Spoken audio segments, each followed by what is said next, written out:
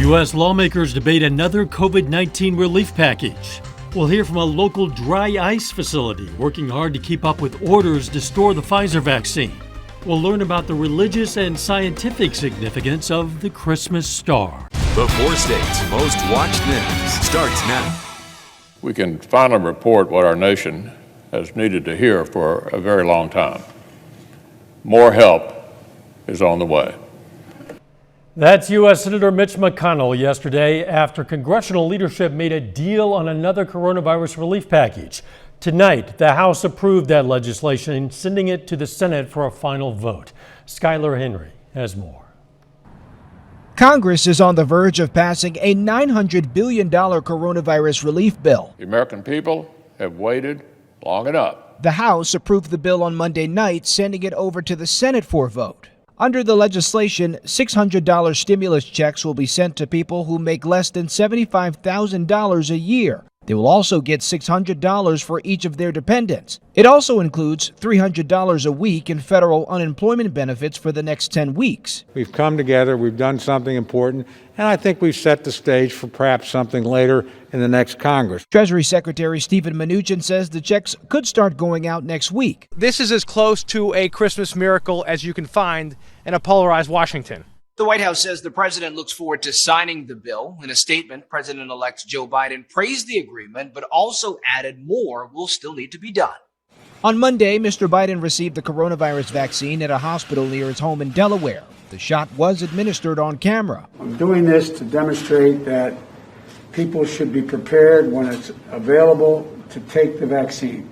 There's nothing to worry about. The president-elect said the Trump administration deserves some credit for Operation Warp Speed, the federal effort to develop coronavirus vaccines. Biden also urged everyone to continue to wear masks and practice social distancing when around other people. Skylar Henry, CBS News, Capitol Hill. The Senate is also expected to vote tonight. Dry ice has taken on new importance as a necessity for the safe transportation and storage of Pfizer's coronavirus vaccine. As a result, dry ice facilities like CK Ice in Joplin are fielding more calls from area health departments and hospitals. To remain viable, the Pfizer vaccine must be stored at nearly 100 degrees below zero Fahrenheit. Right now, Pfizer is making its own dry ice for shipping, and the vaccine is quickly being used. But once it becomes available to the general public and requires longer storage, CK expects to help out in a greater capacity. What we're being told from Pfizer is that they're going to need around 50 pounds of dry ice per week to keep about 5,000 doses at the temperature they need. So really in our world, that's not a whole lot. We've got pretty good capacity available. We think we'll be able to keep up with it okay. Mercy is equipped with an ultra-cold freezer that has the capability to maintain the Pfizer vaccine. Moderna's vaccine does not require the same ultra-cold storage and can actually be kept in a freezer or fridge. The Joplin City Council receives an update on COVID-19 vaccine distribution from the Joplin Health Department. We're currently in phase 1A, where healthcare providers are receiving the vaccine. That's happening at Mercy Hospital, where they received Pfizer vaccines last week. Long-term care facilities will start receiving vaccines soon, with most in Joplin getting them from CVS and Walgreens. CVS says they'll start vaccinating in the state on December 28th. After that, in phase 1B, that's when essential workers will be vaccinated, during which the Joplin Health Department will play a much larger role. So they're currently figuring out how to make that happen. Our emergency operations plan that's already in place before the pandemic ever hit for this kind of an event does call for us to utilize partner agencies in the community, and we've already started those conversations. So we're quite sure that we'll have assistance from our partners in the community.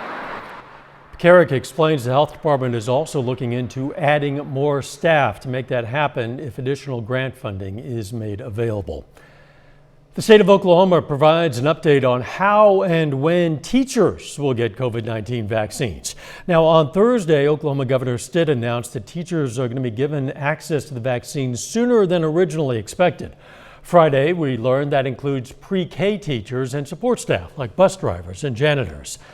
That's at the same time as first responders, healthcare workers, and vulnerable residents. Teachers in rural areas will have a few different ways to get the vaccine. Somebody could get it from their primary care physician in that way. They could also work with the local health departments. In some areas, it may make sense for a local health department to host a special clinic, or in some cases, it could work to where the health department staff could set up a strike team and send a group of nurses into a district setting or something like that. The Department of Health hopes that process will begin in January. Checking in with Doug Heddy now for a first look at the weather. Doug.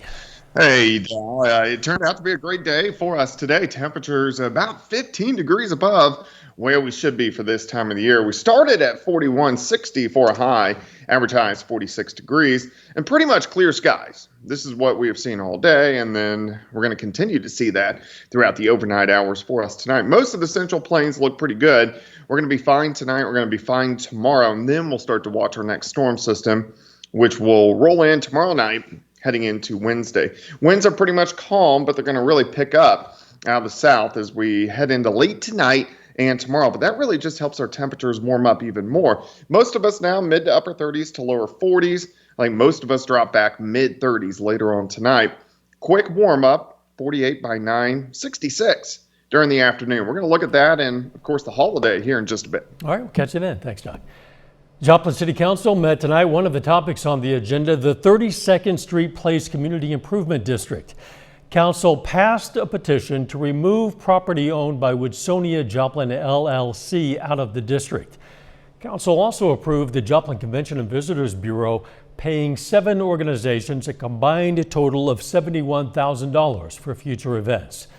City manager was also granted a 5% pay raise, and council approved $94,000 to fund a voter-approved widening of Connecticut Street from 32nd Street to I-44. A Delaware County, Oklahoma man gets prison time after pleading guilty to charges related to a deadly hit and run. In 2017, James Winningham was arrested after hitting 2 people with his car in a Colcord bar parking lot. One of those victims, 44-year-old Bobby Schaefer Jr., died in that parking lot. The judge sentenced Winningham to 20 years in prison on a manslaughter charge. 10 of those years are suspended. Winningham got 10 years on charges of assault and battery and leaving the scene of an accident that resulted in injury, and 2 years for leaving the scene of an accident that resulted in death. Those sentences will run at the same time. Still ahead, done any stargazing lately? It's the star that the wise men saw and got them on their pursuit to follow the baby Jesus, the Christ. We'll learn about the religious and scientific significance of the Christmas star and a Joplin woman's role in a St. Louis hospital's milestone. Holiday light show of cosmic proportion was on display tonight. The Christmas star was visible in the clear sky by the naked eye. KOAM's Andy Ciateco has the story behind the astronomical occurrence. You might have heard of the Christmas star during Sunday school. Scripturally speaking, the Christmas star is found in Matthew chapter 2. It's the star that the wise men saw and got them on their pursuit to follow the baby Jesus, the Christ. What's been dubbed as the Christmas star is really a planetary conjunction. The 2 largest planets in our solar system will align in a way that hasn't been seen in centuries and won't happen again in our lifetime. Planetary conjunctions happen relatively often. What makes this one so special is how incredibly close Jupiter and Saturn are getting. They're going to be, to the naked eye, they will appear as one point of light. And so they will look like one bright star in the sky. The math that predicted this particular alignment was put together 400 years ago by some of the early astronomers. Part of what really makes this one special is that it happens to be happening on winter solstice. So it's a really remarkable point of connecting to other parts of astronomy, which is that all of our calendar is based around the movement of the sky. The Christmas star still plays an important part to this day during the holidays. Obviously, 2,000 years ago was really important. Today, the message is still the same. God with us. God sent Emmanuel to be with us. So that star is important, a reminder that God loves us. God sent his son to die for us. In southeast Kansas, Andrea Cioteco, KOAM News. If you did not get a chance to look at the Christmas star tonight, you're going to get another chance tomorrow when Jupiter and Saturn will still be extremely close. Joplin resident Jan Johnson was diagnosed with acute myeloid leukemia in 2007. She had been in remission until the cancer returned earlier this year. After several rounds of intensive radiation therapy, the cancer went back into remission, and Johnson was scheduled for a stem cell transplant. She received that transplant on Thursday at SSM Health's St. Louis University campus. Her transplant also helped the hospital reach a milestone for 2020 by performing just over 100 transplants this year. Our program historically was, very small volume. We had done 20 or so transplants a year. And over the last basically 7 or so years, we've had steady about 10 to 20% gains in our number of transplants that we've done. Dr. Fessler says their patients are susceptible to infection and other complications. And with COVID this year, it makes the transplant procedure even more valuable. Doug Heddy is up next with his complete forecast. And a little bit later on KOAM News at 10, the Kansas City Chiefs escaped New Orleans with a win last night. We're going to have post-game reaction in sports.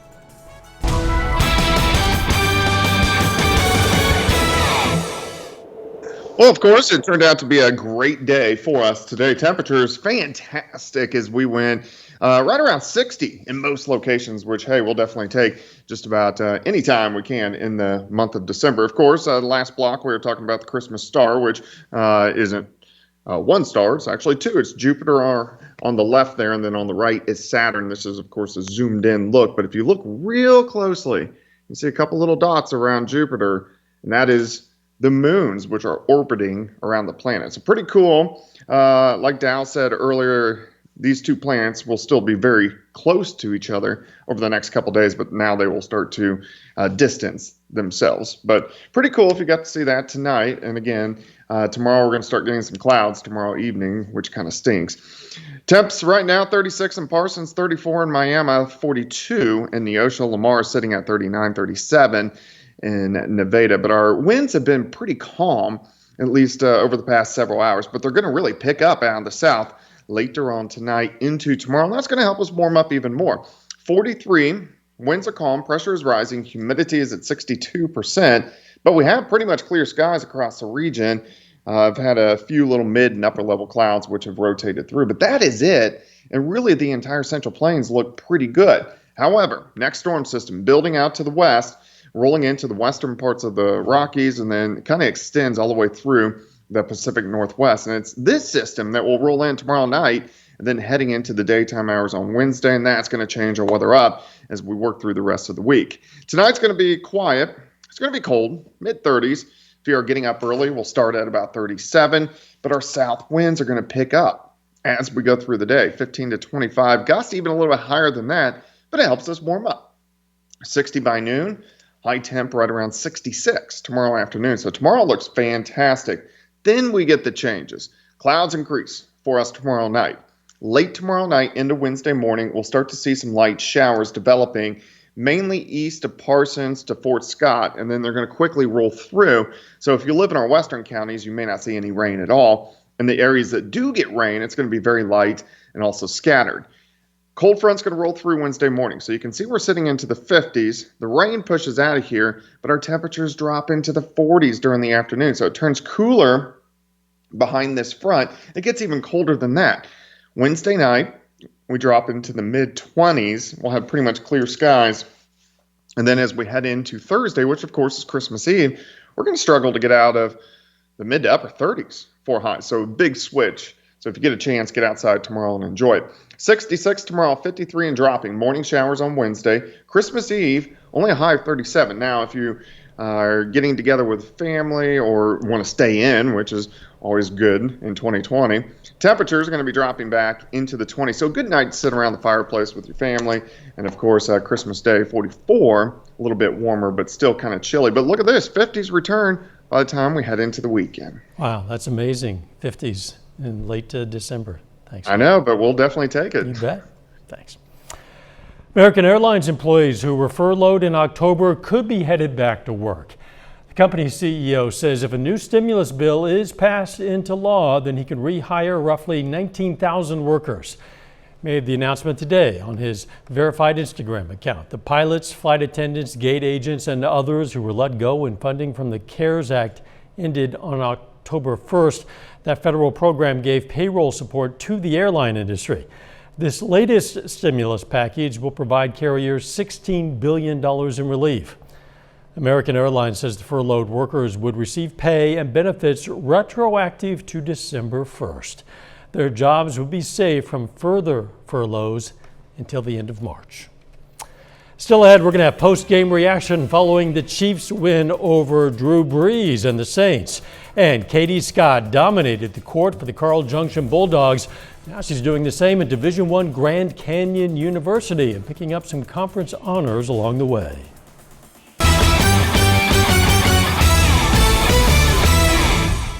The Pittsburgh girls are off to a hot start to the basketball season. The Purple Dragons are 3-0 with wins over Lamar, Nevada, and Parsons.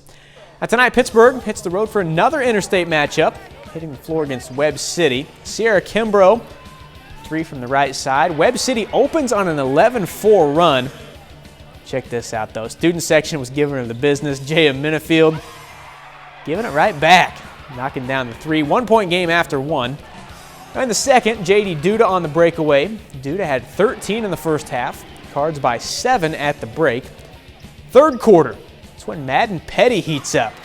Three from the far side, then driving and scoring. We got a 1 point game going to the fourth. Now in the fourth, Ella Hendrickson turns and scores. Now under 2 minutes left, Pittsburgh still down one. Petty, good from the far corner. Dragons now have a 2 point lead. Final seconds, final chance for Webb City. That's it. Pittsburgh rallies to get to 4-0. Dragons win this one 42-40. Former Carl Junction standout Katie Scott has been named the Western Athletic Conference Women's Basketball Player of the Week. Scott is a freshman at Grand Canyon University. In 2 games last week, she scored 35 points, including 20 against Eastern Washington. By the way, after this announcement this afternoon, she went out and dropped 34 points and 13 rebounds tonight on Arizona Christian. Well, Neosho Wildcats have a new head football coach. Neosho announces today that Joplin offensive coordinator Brandon Towdy will take over as leader of the program. Towdy spent 10 years as an assistant at Joplin High School, including the last 6 as offensive coordinator. As the OC, he led a high-powered Eagles offense that made a run to the Class 6 state championship game in 2019, scoring 47 points per game. Now, he heads to Neosho to try to turn around a program that went 0-10 this fall. Extremely excited about the opportunity. I've been very fortunate to work under Coach Jasper, and he runs a great program, so I've learned a million things from him, and so I'm excited to kind of take the reins myself and put my own stamp on the program. It was really tough to leave the players. I built those relationships, so it was a lot of thinking with my family and praying about it, but at the end of the day, we couldn't let the opportunity pass us up. Chiefs rookie running back Clyde Edwards-Zelaire suffered a hip and ankle injury Sunday in the team's win over the Saints. Edwards-Zelaire will likely miss the final 2 games of the regular season for Kansas City, but he could return for the postseason.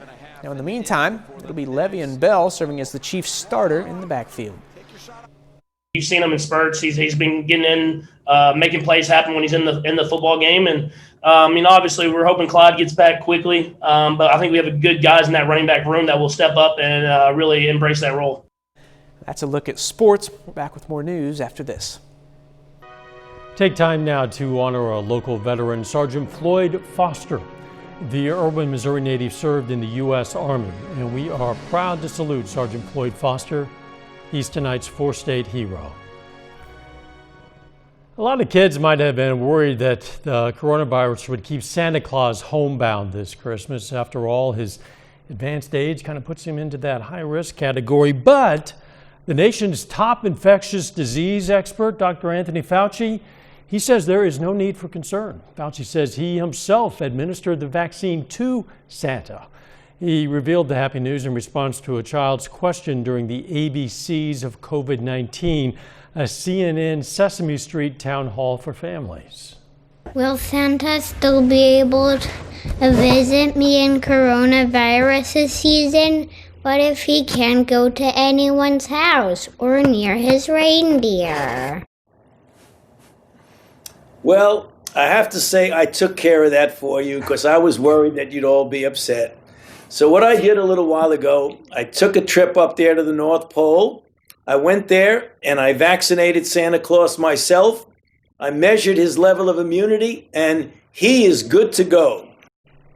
And conveniently, it's very cold at the North Pole, so it keeps that vaccine nice and cold for Santa and company. Fauci had weighed in on the issue previously. According to USA Today, the doctor said last month that Santa, quote, has a lot of good innate immunity. It's always good to know. Let's check back in with Doug Heddy for a final look at the weather. All right, Dow, it looks good for tonight. A little bit cool as we drop back into the mid-30s, but 66 for us tomorrow, so plenty of sunshine, fantastic day. It is going to be windy. We're going to have these south winds at about 10 to 20, but it helps our temperatures warm up. We start in the 50s on Wednesday with a few showers, and then we drop into the 40s. Christmas Eve, only 37. By Christmas morning, not white, but definitely cold. Thanks, Doug, and thank you for joining us. We'll see you right back here tomorrow. In the meantime, let's take care of ourselves and each other.